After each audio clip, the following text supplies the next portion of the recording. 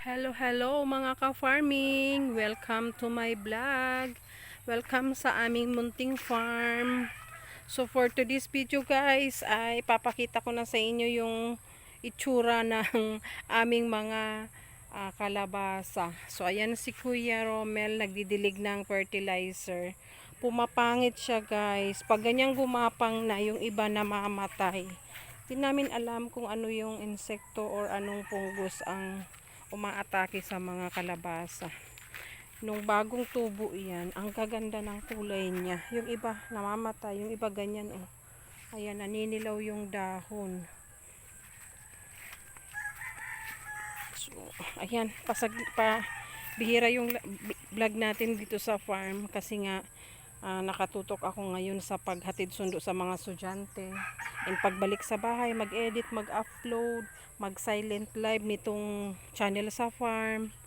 So, hindi natin masyadong na-uploadan. Ngayon, habang walang pasok, Saturday ngayon, ayan, makapag-vlog tayo. Ito yung aming mga sitaw.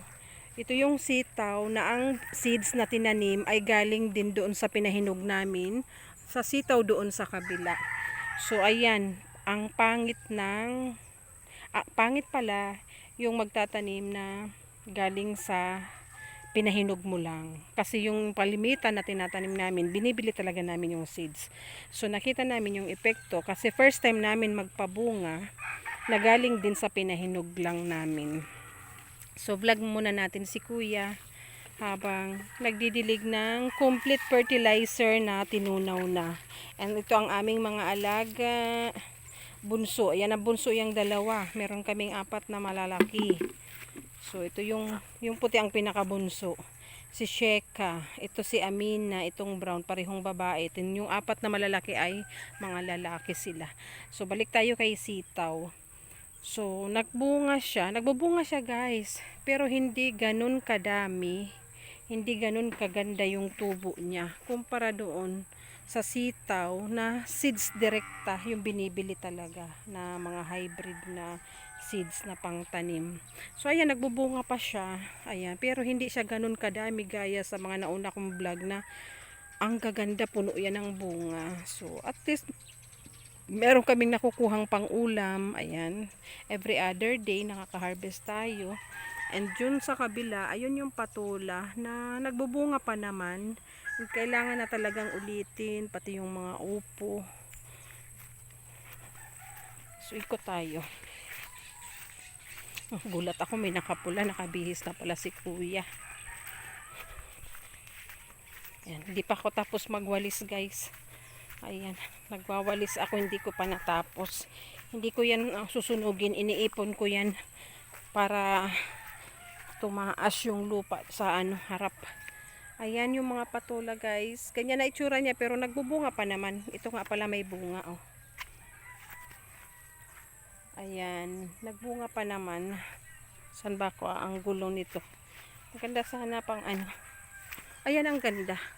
Picture nga ako ng pang thumbnail, baka maganda tingnan. Ayan, nakapicture tayo. Ayan, nagbubunga pa. Ang patola at ang upo guys, hanggat may nagagapangan, katulad nito, umakyat na sa puno. Hanggat may nagagapangan, nagbubunga yan sila. Ayan, may mga bunga sa ilalim. Ayun, may bunga. So, dito kami nagtanim dati ng sitaw. Ayan, tapos na siya. Natanggal na yung mga poste kasi maglilinis na dyan para taniman ng okra. So, ayan ang kaganapan dito sa farm. Andyan na yung kambing habang may damo pa. So, ito yung ilalim ng patola. Kalabasa yung nasa ilalim niyan. Tapos na rin magbunga, damuhan na. Then, hayaan lang natin yung damo. Kung mapapansin nyo, ang mga taniman namin, yung ilalim ay hindi talaga masyadong linilinis. Kasi pagpapastulan niya ng kambing. Ayan. So, yan naman yung sitaw. Yan yung sinasabi ko guys. Yung tinanim dyan, galing yan dito sa pinahinog namin dito. Oh. And yung okra doon, tapos na din sa gilid. Ayan. Ganito yung tsura dito sa harap ng aming bahay. So, ayan. Itutuloy ko na ang aking pagwawalis guys. Natigil. So thank you for watching guys. Salamat sa pagsama sa amin. Sa akin pala. Sa amin pala kasi kasama ko si Kuya Romel.